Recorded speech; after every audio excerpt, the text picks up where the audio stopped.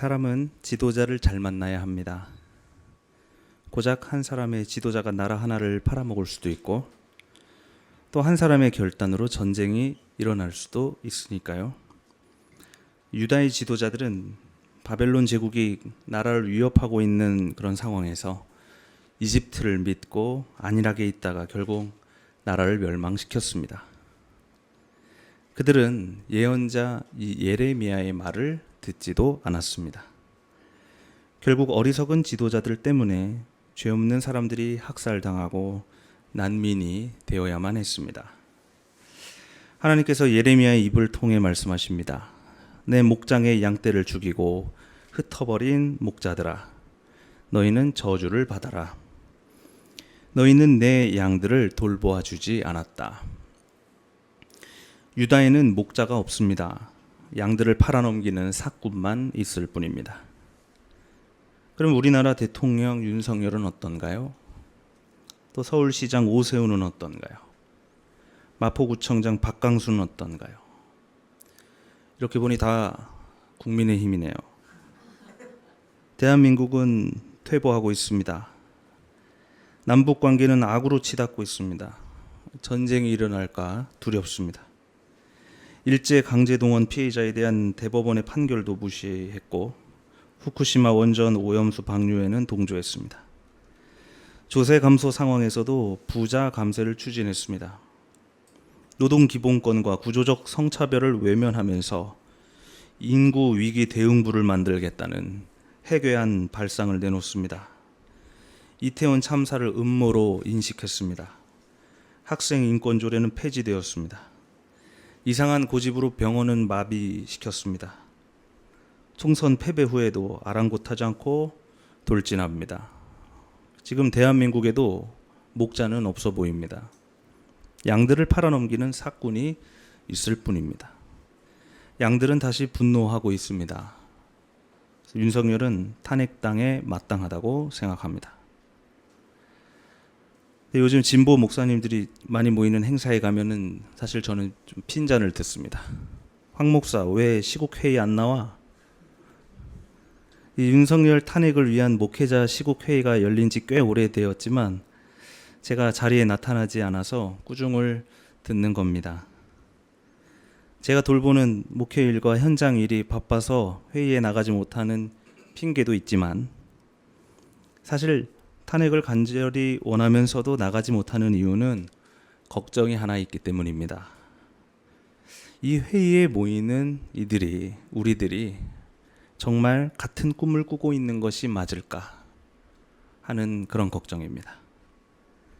윤석열 정권 심판과 민주당의 정권 탈환, 우린 이것을 정말 우리 운동의 승리라고 말할 수 있는 걸까요? 박근혜 시국 당시 우리는 탄핵을 경험했습니다. 저는 문재인 정권이 들어서고 많은 기대가 있었습니다. 문재인이 국가 분계선을 넘고 김정은과 함께 그 종전이라는 단어를 처음 꺼냈을 때 사실 저는 가슴이 너무 설레서 눈물을 흘리기도 했습니다. 종전에 대한 간절한 기대가 있었거든요. 또 저는 어떤 기대가 있었냐면 우리가 서 있는 현장에서 붙들고 기도했던 많은 문제들이 더 나은 방향으로 나아가기를 바랬습니다. 도시권 운동, 인권 운동, 노동 운동, 또 세월호 운동, 각 현장에서 좋은 소식이 들려오길 기다렸습니다. 하지만 아쉽게도 좋은 소식은 없었습니다. 오히려 북한은 2020년 남북 공동연락사무소를 폭파했습니다. 중대재해기업처벌법은 반쪽짜리가 되었고 차별금지법은 나중에 해주겠다고 미뤘으며 세월호 유가족들은 아직도 거리에 있습니다. 그리고 윤석열이 대통령이 되었고 또 국가는 빠르게 퇴보합니다. 어쩌면 우리는 정치의 과제를 정권 교체에만 두고 있지 않았나 생각해 봅니다. 국회의원 선거 때 걸리는 현수막들을 한번 생각해 볼 수 있습니다. 여당이나 야당이나 흑색 선전, 마타도어가 난무합니다. 또 지역구 사람들을 부자로 만들어주겠다는 천박한 거짓말, 재개발을 약속하는 그 어리석은 술책은 스스로 진보라 말하는 정당들의 현수막에도 걸려 있었습니다. 정말로 우리가 정권만 탈환하면 되는 일일까요? 하나님께서 예레미야를 통해 말씀하십니다. 내가 남은 양들을 모으겠다. 그리고 그들을 돌보아 줄 참다운 목자들을 세워줄 것이다. 그들이 다시는 두려워하거나 무서워 떠는 일이 없을 것이며 하나도 잃어버리는 일이 없을 것이다. 내가 다윗에게서 의로운 가지 하나를 돋아나게 할 것이다. 그는 왕이 되어서 슬기롭게 통치하면서 세상에 공의와 정의를 실현할 것이다. 그때가 오면 이스라엘이 안전한 거처가 될 것이다. 기독교는 이 예언이 다윗의 자손, 이 예수를 향해 있다고 해석합니다. 예수가 왕이 되면 공평과 정의를 실현하며 슬기롭게 통치할 것입니다. 종전이 선포되고 두려움이 사라지며 안전한 나라가 될 것입니다. 그러면 윤석열 탄핵 이후에 대통령이 되어야 할 사람은 누구죠? 예수인가요? 하지만 예수는 지금 여기 없잖아요. 옛날 사람이잖아요. 예수님을 믿고 그를 따르라는 가르침은 지금까지도 남아 있는데 예수님이 눈에 보이지 않잖아요. 그러면 우리는 누구를 따라야 합니까? 이런 상황에서 예수의 목자를 자처하며 권력을 잡고 악한 일을 행한 사람들도 지금까지 참 많았습니다. 과거의 바티칸 교황들이 그랬습니다. 예수의 사도를 자처하며 학살을 일삼은 자들입니다. 또 성경책에 손을 얹고 취임하는 미국의 대통령들이 그랬습니다. 스스로 복음주의자라 말하며 그들은 전쟁을 일으킵니다. 그리고 사이비 교주들과 또 많은 교회 지도자들도 포함됩니다. 헌금을 도둑질하고 사유화하는 목사들, 재벌과 권력과 결탁하는 목사들, 그리고 신학 없이 내지르는 그들의 거짓 가르침들, 성폭력을 저지르고 피해자를 마녀 사냥하는 목사들, 이 용서받지 못할 자들은 예수를 팔아 권력을 침탈하는 자들입니다. 예수께서 그들과 함께 정치하고 계신 것이 아니라면 예수는 지금 도대체 어디에 계실까요? 오늘 복음서에서 예수께서는 큰 무리를 만납니다. 예수께서는 그 무리를 보시고 그들이 마치 목자 없는 양과 같다고 하셨습니다. 그들은 아마도 지도자를 잃어버린 사람들일 것입니다. 지난주에 세례자 요한이 헤로당에게 죽임을 당했다고 했습니다. 요한을 잃어버린 사람들은 이리저리 헤매다가 예수를 찾아온 것 같습니다. 가난한 사람들입니다. 아픈 사람들입니다. 예수께서는 그들을 불쌍히 여기시고 그들을 가르치기 시작하셨습니다. 또 그들을 먹이시고 또한 그들의 병을 돌보아 주셨습니다. 가르치고 먹이고 치유하는 일, 예수께서 죽기 전까지 하셨던 일들입니다. 이것이 예수의 정치입니다. 신학자 도로테 죘레는 당대 신학계에서 자명했던 의심의 해석학이 아니라 배고픔의 해석학을 얘기한 신학자입니다. 그러니까 성경은 철학자나 신학자의 눈으로 읽는 것이 아니라 배고픈 사람의 눈으로 읽어야 한다는 것이죠.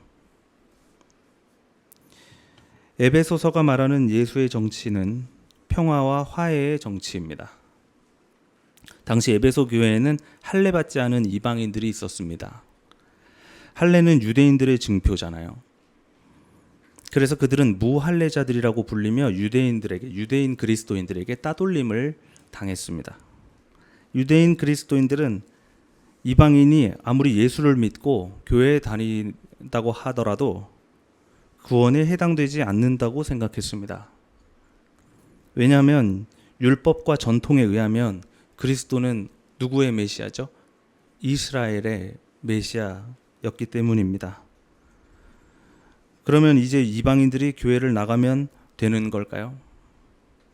절이 싫으면 중이 떠난다고 유대인들이 자기 정체성을 포기하는 일보다 이방인들이 교회를 나가는 게 더 쉬운 일이잖아요. 그러나 바울은 그런 것이 당신들의 율법이라면 그 대단한 율법 이미 예수님께서 부숴버렸다고 말합니다. 바울이 말합니다. 그리스도는 우리의 평화이십니다. 그리스도는 유대 사람과 이방 사람이 양쪽으로 갈라져 있는 것을 하나로 만드신 분이십니다. 그분은 유대인과 이방인 사이를 가르는 담을 자기 몸으로 허무셔서 원수된 것을 없애시고 율법을 폐하셨습니다. 그분은 이 둘을 자기 안에서 하나의 새 민족, 새 사람으로 만들어서 평화를 이루시고 하나님과 화해시키셨습니다. 그러므로 이제부터 여러분은 이방인이나 나그네가 아니요 하나님의 가족입니다. 우리 교회 이름이 여기서 나왔죠. 예수의 정치는 갈라치기의 정치가 아니라 평화와 화해의 정치입니다. 유대인과 이방인을, 남자와 여자를, 비장애인과 장애인을, 부자와 가난한 이들을, 장년과 청년을, 성소수자와 교회를 갈라치게 하는 것이 아니라 그 둘 사이의 화해와 평화를 이루는 것이 바로 예수의 정치입니다. 어떻게 화해를 이루느냐? 그것은 바로 소수자들을 향한 차별과 편견을 박살냄으로 시작합니다. 오늘 유대인 바울이 유대인과 이방인 사이에서 이방인의 편을 들었다는 사실을 기억합시다. 유대인들에게 목숨과도 같았던 율법, 그 율법이 만일 누군가를 차별하는 편견의 도구가 되었다면 그것을 단번에 부숴버릴 만큼 바울은 예수의 정치에 진심이었던 것 같습니다. 예수의 정치는 언제나 양들을 향해 있습니다. 부자들이 아니라 가난한 사람들에게 있었습니다. 예수의 시선은 언제나 건강한 사람이 아니라 아픈 사람에게 있었습니다. 예수의 몸은 언제나 세금을 많이 내는 대기업이 아니라 해고당하는 노동자들 곁에 있었습니다. 예수의 마음은 청와대나 여의도가 아니라 언제나 갈릴리 골목에 있었습니다. 저는 오직 그런 마음을 가진 사람들만이 청와대와 여의도에 가야 한다고 생각합니다. 저는 윤석열 이후에, 윤석열이 정권을 잡고 있는 오늘 이 순간에도 우리 교회로 말미암아 예수의 정치가 펼쳐지기를 바랍니다. 절망스러운 지금 이 순간에도 누군가는 작은 승리들을 만들어내고 있습니다. 우리는 언제나 광장에서 탄핵을 외칠 준비가 되어 있습니다.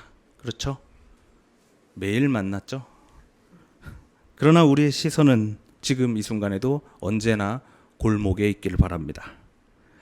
국민의힘이 집권할 때나 민주당이 집권할 때나 우리가 예수의 정치에 참여하게 되기를 원합니다. 우리의 식탁은 정권을 탈환한 사람들 곁이 아니라 목자 잃은 양들, 집과 가게에서 쫓겨나는 사람들, 해고당한 노동자들, 소수자들의 권리를 위해 투쟁하는 사람들 곁에 있어야 합니다.